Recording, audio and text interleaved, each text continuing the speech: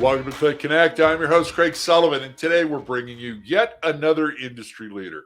But before we kick that off, I would like to thank our production partners, our good friends at both Red Roof Franchising and our friends at Chicago Title National Commercial Services Group, California. Please give them a call, especially if you're looking for a new brand or if you're looking for somebody to help you close your real estate transactions on time. Let them know that producer Danny and I sent you. They'd love to hear from you, and both groups are there to help you. So with that done, I'm really honored to have one of the best hotel brokers in the state of California joining us today. We've got Mr. Gordon Allred, Senior Manager, Director, Investments, Marcus and Millichap, and he runs a great hotel team. So let's bring him in now and let's hear what he has to say. Gordon, welcome to the show. How are you, my friend? Craig? Good to see you. Good seeing you. So for the one or two people in the audience that may not know you, would you tell them about yourself and your team and M&M, please? Absolutely. So I joined Marcus and Millichap in 1992. And, I figure if you just outlast everybody, you become the most tenured investment agent in the firm. So I am the most tenured hospitality agent at Marcus and Millichap. I started a group within Marcus and Millichap called the Allred Hotel Group. We're comprised of 15 agents across the country, coast to coast.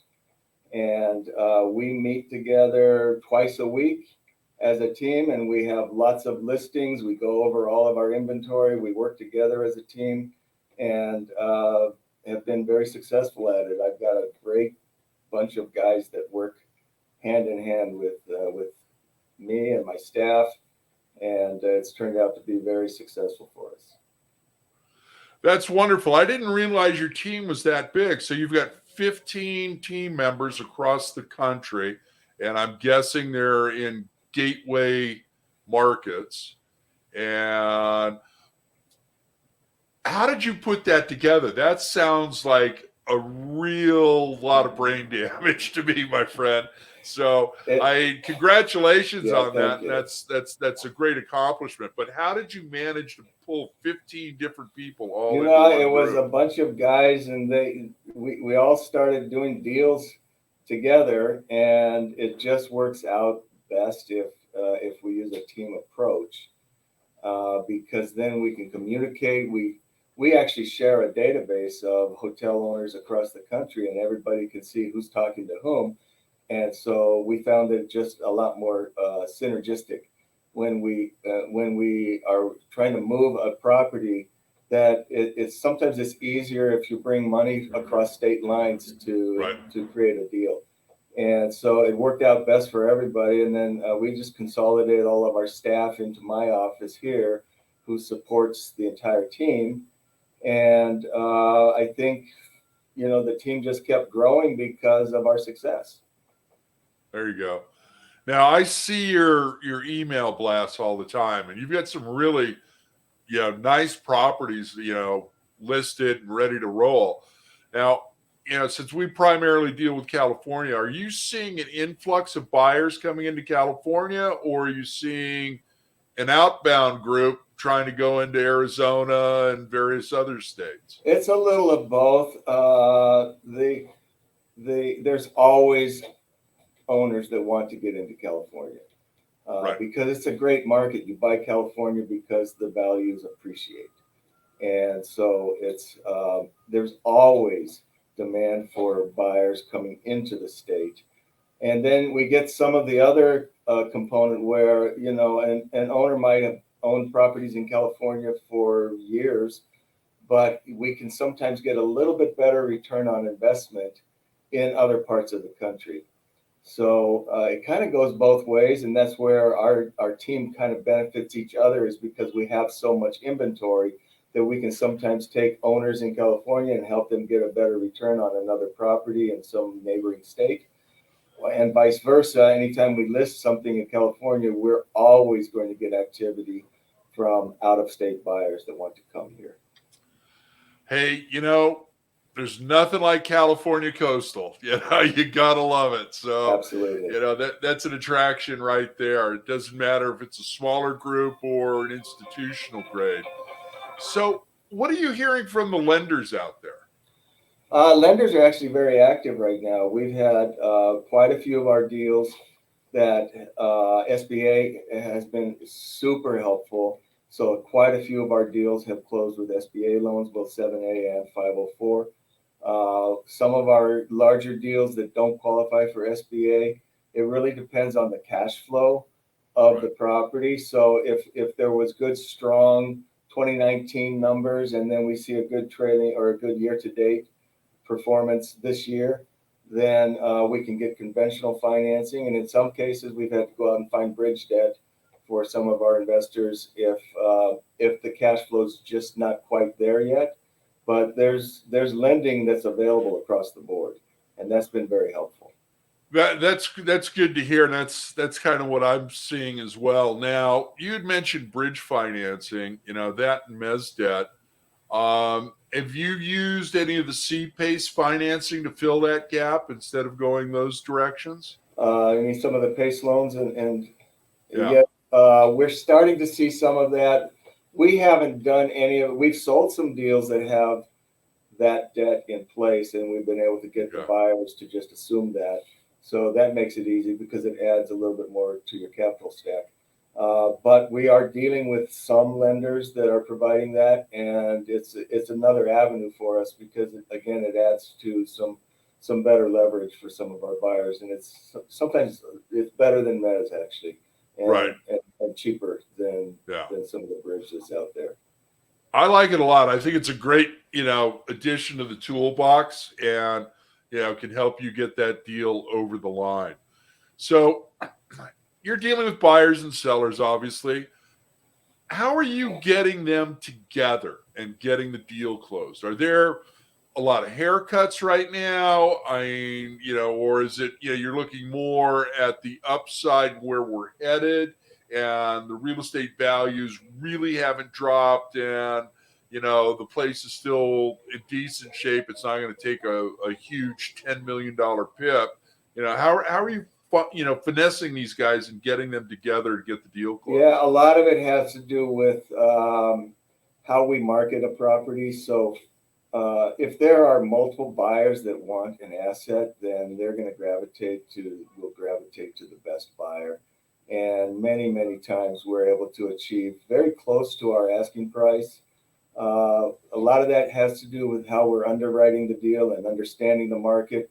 But that goes back to the way our team is structured. When you've got 15 guys coast to coast and they're all dealing in different markets and we're trying to satisfy buyers and sellers needs, and all those conversations are filtering back to all of us as a team, it helps us to understand how we need to structure our pricing. And then of course as we're talking to lenders, we have to get our deals financed and appraised. So a lot of what we're doing has to do with making sure that we price the deal correctly going to the market. And then it's a matter of creating that market and bringing enough activity to the property so that the market will speak as to the price and where it's going to end up. But fortunately, most of our deals are ending up very close to what we're asking. And in some cases, we've sold deals at full list price. In some cases, we come within 4 or 5% of list price.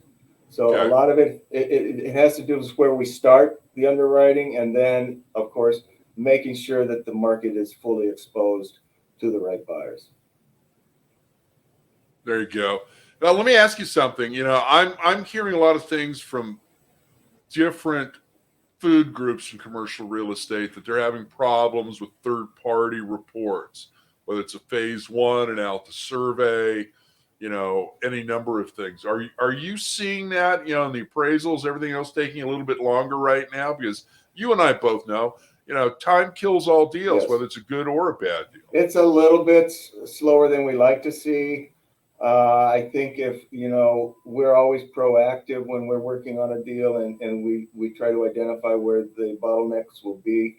up front, and we try to get those ordered as quickly as possible because they do take a little extra time.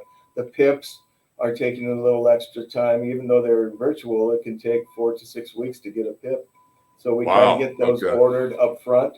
If we know there's going to be a change of ownership or a relicensing, we try to get all of that ordered up front so that it doesn't delay us.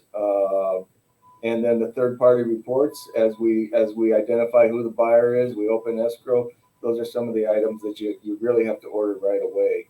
And you've got to pick your lender right away and get it, because we do try to keep a tight time frame on the escrows. But I think if you're proactive and you just set a timeline, it can all be achieved within the time period that's appropriate. Right. Yeah, I mean, if you're working your calendar and you know that, okay, I've got the phase 1, the Alta survey, I've got the title report ordered, you know approximately how many days, and maybe a couple of days out, you're calling that particular vendor and going, hey, where's my title report? Hey, where's my Alta survey? And it's always been about that. Yeah. And I know firsthand experience with you, you're always on top of that. You're not relying on escrow to do it. You've got your fingers on the pulse, and you know exactly where those bottlenecks can be, and you're following up on that to help shepherd the deal and get it closed on time. That's one of the many things that I admire about you and the team that you've created. So kudos to you guys. Yes. What are you hearing from the brands? I mean, all the franchise development people I talk to, they're all saying the same thing, that, we're doing brand conversions. We're losing some assets. We've had, some groups out there that, took several hundred hotels from all the major players and, Sonesta rebranded them. So created their own, brands. So I think they're looking at things that they typically wouldn't have a couple, 3, 4 years ago. But what's that process like? The age-old. Are you getting involved with that? That's the age-old issue. The brands always want to continue growing, and it has been a phenomenon here where you see a lot of the older hotels that are now being taken out of the system and converting to multi-housing, which is actually a good thing for hotels because it gets rid of the old inventory and it strengthens the current inventory that's there. But then you've got the brands that they always want to continue growing. And yeah, I have seen that they've been a little bit lax, or not lax, but relaxed on their requirements. They'll look at more types of structures that they will allow for conversion, and they're a little bit more lenient on what they're doing. They're still pretty stringent on their requirements, on their brand standards, which I think is good. But they are allowing enough time for a lot of owners to really to work those cash flow issues out before they have to spend that extra money. So it's a double-edged sword with the brands, but it's all in all, it's actually been very healthy for the market because look at construction costs. You're not, construction costs are so high that you're not going to see a whole lot of overbuilding right now. And then you have some of the older hotels going out of the system. That creates a healthy environment for existing hotels to succeed. And then you throw in some brand changes or some refurbishing or some rebranding. It just gives a lot of opportunity for the owners. Absolutely. I couldn't agree more with you. Thank you for that. All right, my friend, it's time for our lightning round. Producer Danny's going to put 2 minutes on the clock. Okay. First thing that pops into your head is just a word association. You ready? I'm ready. Okay, here we go. 2 minutes. Labor. High cost. Team. Super important. Hotel development. It wants to be there, and it's a struggle for getting financed. Amenities. Maybe diminishing a little bit, and as far as guest expectations. Road warrior. Road warrior. That's what I am. That's what we do. Okay, ground up or repositioning? Repositioning is easier and can end up with the same result. Leisure, should it be a new category? Combining the leisure trip with the business trip, I think a leisure category makes sense. I think so too, and I think that's what I've done my whole career anyway. I travel a lot and end up enjoying the travel as we go. So you got to mix them both. Exactly. Favorite airport? Denver.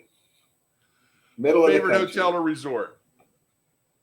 I'm going to say Four Seasons, Hilo, Big Island. Nice. Work-life balance? Very important and very difficult to maintain. There you go. And you did it with 24 seconds left on the clock. Congratulations, my friend. So let's talk about you being a road warrior. I know that for a fact. You're always on the road. Yes. You're driving to an airport, driving to see a hotel, driving back to the airport. Tell me, what's that experience been like? I'll tell you what, during COVID, that was just the past couple of months. That was miserable during COVID. I mean, we were homebound, and I just had, you get this itch, and but it's a balance because when you're on the road, you can't get as much done, and we've got a lot of deals to keep working on. So we try to balance that. But I tend to travel at least once a week, maybe 3 times during the month. And I'm gone for 1 or 2 days, and we like to visit as many of the hotels as we list. And sometimes a face-to-face meeting is more valuable than even a Zoom meeting. So we like to get in front of people. We like to touch the assets that we're selling and that we're working on. It just requires a lot of travel, but I do enjoy it. And you get to, it's just a lifestyle that I think those of us in this industry, isn't that part of why we're here, is because we do like to see the country. Yep. That's a fact, my friend. Gordon, blink of an eye, we're out of time. How can everybody get a hold of you? It's time for a shameless plug, my friend. Yes, I'm at gordon.allred@marcusmillichap.com. You can find me at www.allredhotelgroup.com. And my cell phone, my direct line is 714-319-1650.